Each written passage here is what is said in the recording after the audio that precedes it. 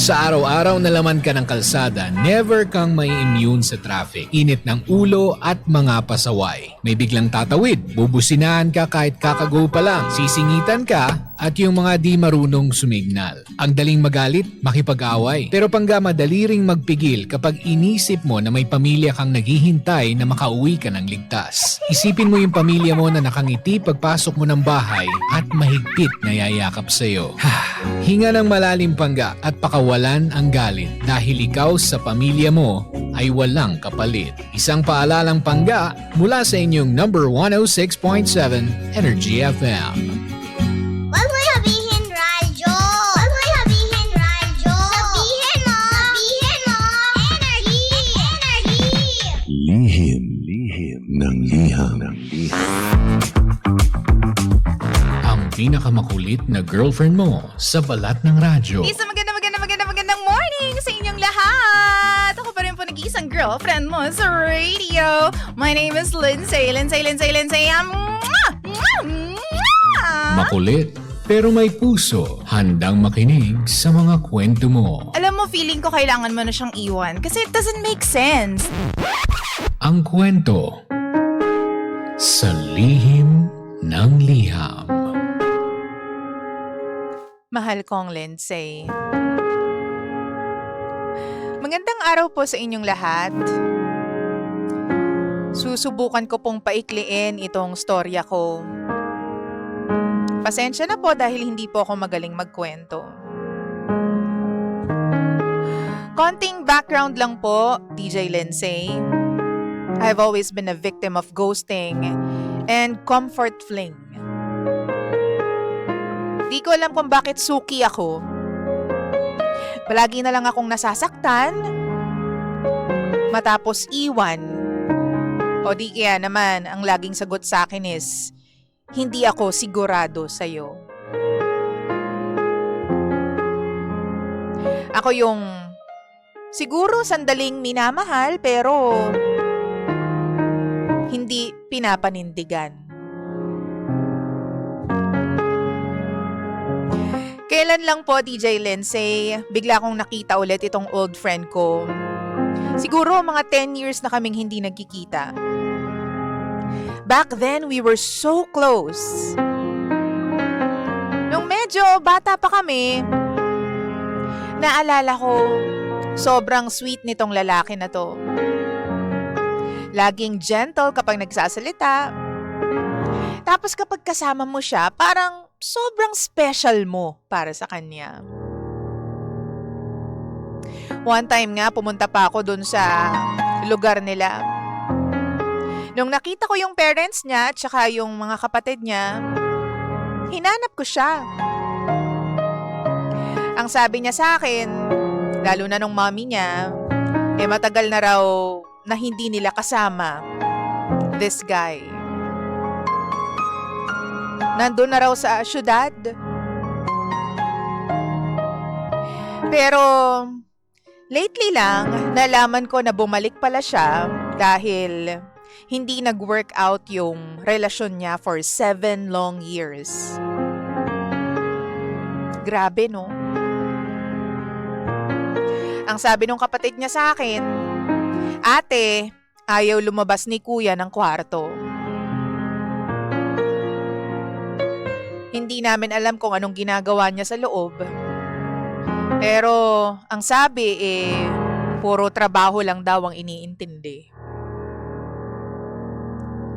Sabi ko, pabayaan nyo lang. Baka nasasaktan pa siya. Pero please sabihin mo sa kanya na hinahanap ko siya, ha?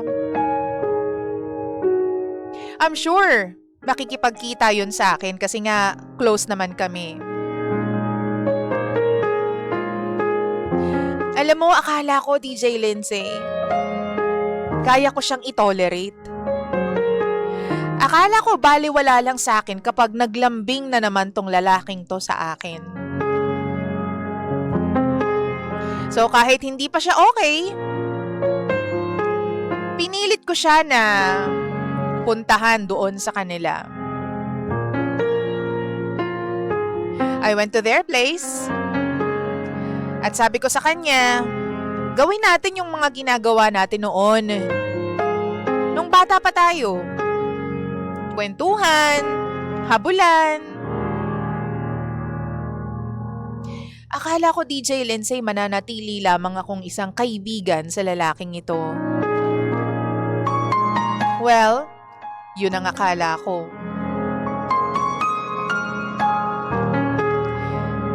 Nagkita kami, spent time with each other. Napakaraming kwento. Nakikita ko naman sa kanya na malungkot pa rin siya dahil sa breakup.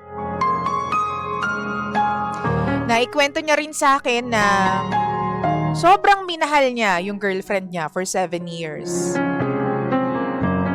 Pero nakahanap ng iba yung babae eh. Nasaktan siya kaya bumalik siya sa bahay ng mga magulang niya. Ang dami naming mga stories na pinag-usapan. And then, he left. Maya-maya pa nag-message siya sa akin. Sabi niya gawin daw namin ng madalas yung pagkikita. Wala namang problema sa akin, DJ Lindsay. Kasabay nun, grabe yung chats namin. Akala mo bigla akong nagka-boyfriend. He's way too sweet. Tapos ang sabi niya pa, dahan-dahan lang daw kami kasi pakiramdam niya, nagsisimula na siyang ma-in love sa akin.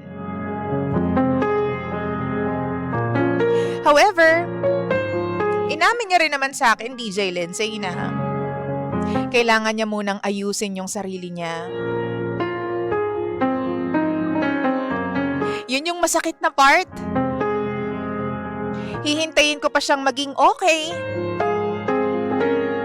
bago kami tuluyang maging kami. Yun na nga yung catch doon eh. Alam namin na meron kaming feelings for each other pero wala namang kami. Ang sabi sa akin itong guy na to, developing pa lang daw yung love niya para sa akin.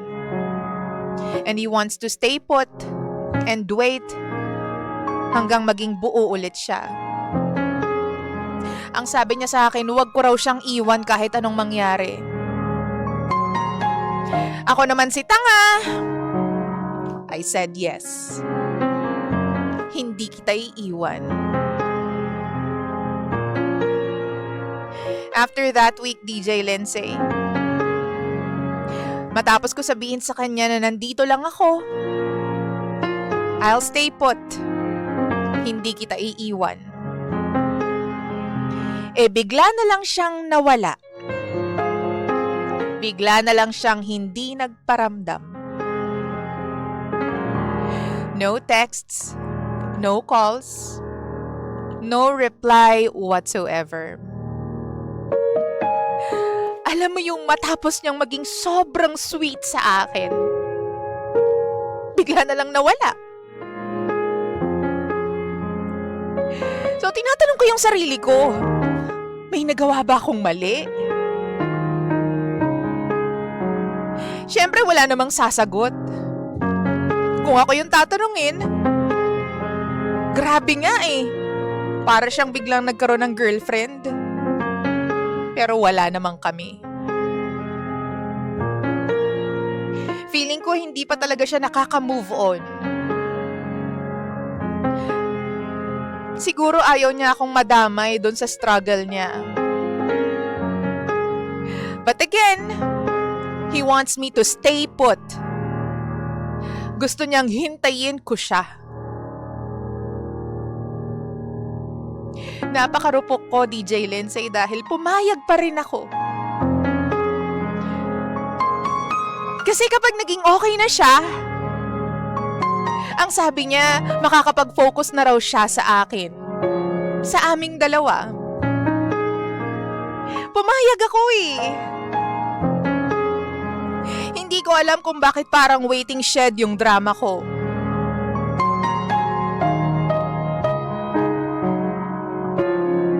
Ngayon, hindi pa rin siya nagpaparamdam sa akin.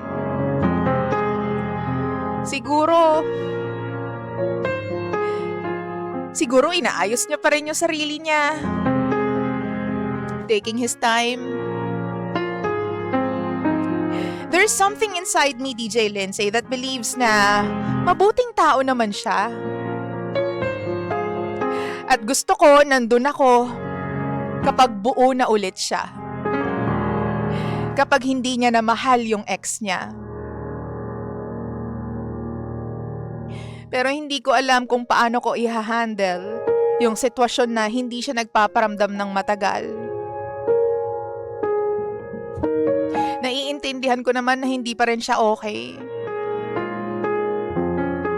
Minsan magte-text. Minsan hindi. Minsan tatawag. Masaya na kung makaka 2 minutes. Minsan, wala talaga. Sweet pa rin siya sa akin. But again, walang kami. Ano po bang dapat kong gawin, DJ Lindsay? Should I wait for him? Or just let him be?